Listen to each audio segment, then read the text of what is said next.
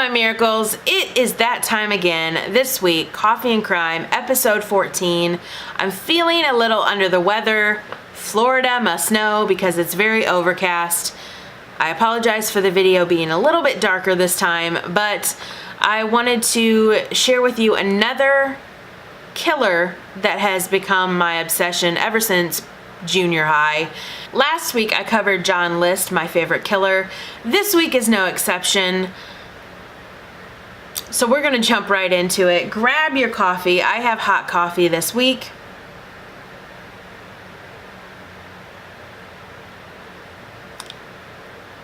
And we're gonna talk some crime. Charles Whitman was born on June 24th, 1941 in Lake Worth, Florida, to the parents of Margaret and Charles Whitman Sr.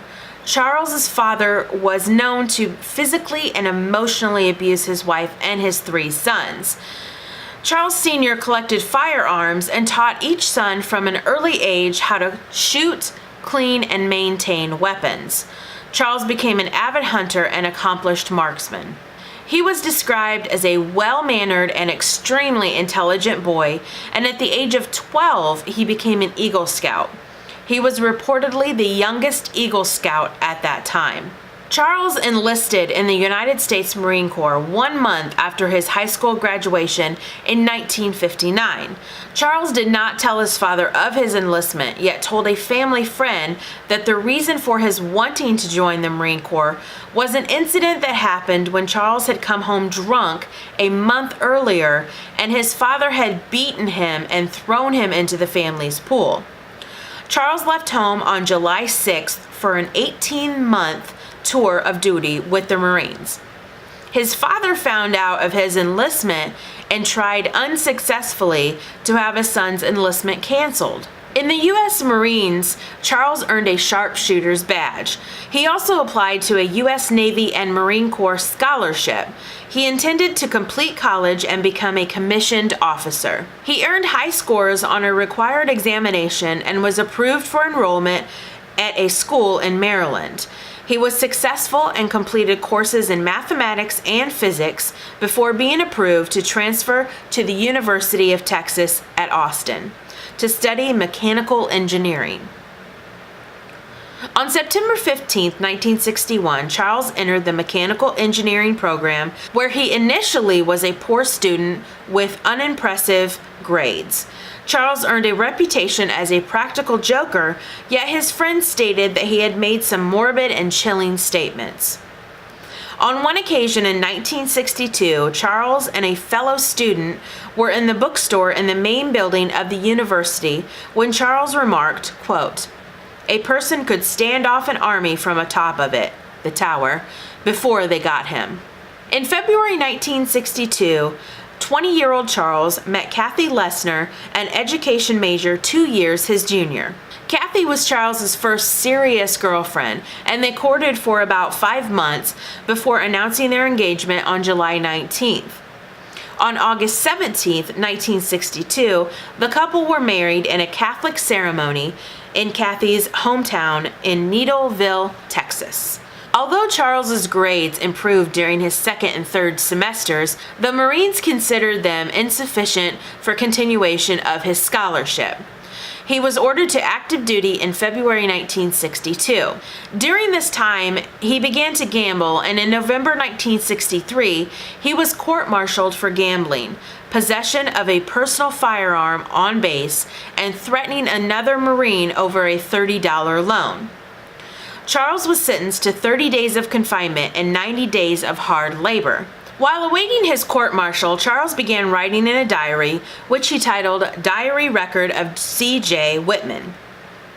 He would write about his contempt for the Marine Corps, his daily life, and he expressed praise and longing for his wife.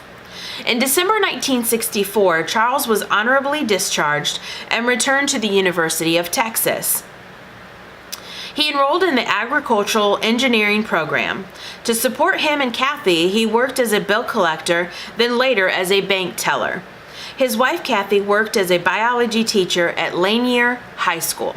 Friends later stated that Charles had struck Kathy on 2 occasions. Charles despised himself for these actions and was mortally afraid of being like his father.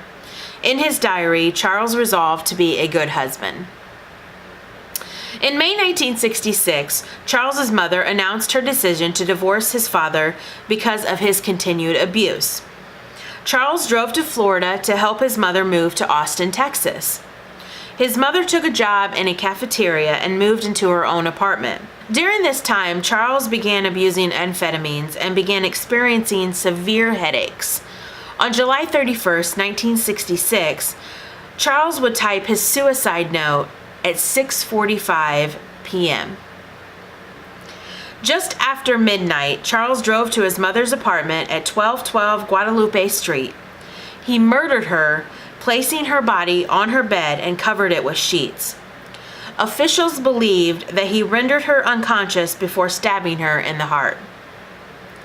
Charles left a handwritten note beside her body, which read in part, quote, "To who it may concern, I have just taken my mother's life.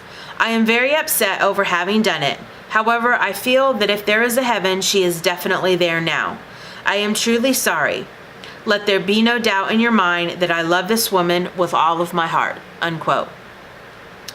Charles returned to his home at 906 Jewel Street, where he killed his wife by stabbing her 3 times in her heart as she slept. He covered her body with sheets, then resumed the typewritten note he had begun the previous evening. So I did pay a while back for a copy of Charles Whitman's suicide note, and I want to show it to you now. And I know you can get online and read it, but I do want to share it with you. Sunday, July 31st, 1966, 6:45 p.m. I don't quite understand what it is that compels me to type this letter. Perhaps it is to leave some vague reason for the actions I have recently performed. I don't really understand myself these days. I am supposed to be an average, reasonable, and intelligent young man. However, lately, I can't recall when it started, I have been a victim of many unusual and irrational thoughts. These thoughts constantly reoccur, and it requires tremendous mental effort to concentrate on useful and progressive tasks. In March, when my parents made a physical break, I noticed a great deal of stress. I consulted a Dr. Cockrum at the University Health Center and asked him to recommend someone that I can consult with about some psychiatric disorders I felt I had. I talked with the doctor once for about 2 hours and tried to convey to him my fears, what I felt come overwhelming violent impulses. After one session, I never saw the doctor again, and since then I have been fighting my mental turmoil alone, and seemingly to no avail. After my death, I wish that an autopsy would be performed on me to see if there is any visible physical disorder. I have had some tremendous headaches in the past and have consumed 2 large bottles of Excedrin in the past 3 months. It was after much thought that I decided to kill my wife Kathy tonight after I pick her up from work at the telephone company. I love her dearly, and she has been as fine a wife to me as any man could ever hope to have. I cannot rationally pinpoint any specific reason for doing this. I don't know whether it is selfishness or if I don't want her to have to face the embarrassment my actions would surely cause her. At this time, though, the prominent reason in my mind is that I truly do not consider this world worth living in and am prepared to die. And I do not want to leave her to suffer alone in it. I intend to kill her as painlessly as possible. Similar reasons provoke me to take my mother's life also. I don't think the poor woman has ever enjoyed life as she is entitled to. She was a simple young woman who married a very possessive and domineering man. All my life as a boy, until I ran away from home to join the Marine Corps, I was a witness to her being beat at least once a month. Then, when she took enough, my father wanted to fight to keep her below her usual standard of living. I imagine it appears that I brutally killed both of my loved ones. I was only trying to do a quick, thorough job. Then on the side of the note, he wrote, "Friends interrupted 8166, Monday 3 a.m., both dead." At 5:45 a.m. on August 1st, 1966, Charles phoned his wife's supervisor to explain Kathy was ill and unable to work that day. He made a similar phone call to his mother's place of employment. At approximately 11:35 a.m., Charles arrived at the University of Texas campus. He falsely identified himself as a research assistant and told a security guard he was there to deliver equipment. He climbed to the 28th floor of the university tower with a hunting rifle, other weapons, and provisions.